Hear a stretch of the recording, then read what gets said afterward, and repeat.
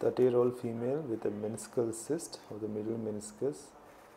Middle meniscus tear with a cyst. Arthroscopically, the middle meniscus tear is seen in the compartment and the compartment is tight. MCL pie-crusting is being done to open up the middle compartment. That's the tear which she had in the middle meniscus, and she had injury about a year ago, following which she had a tear and that formed a cyst. The tear is freshened and it is repaired using fast fix stitches.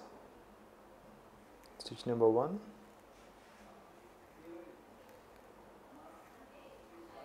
stitch number 2, and stitch number 3. You can see the cyst fluid coming out following tightening of the stitches. And that's the final repair of the meniscus.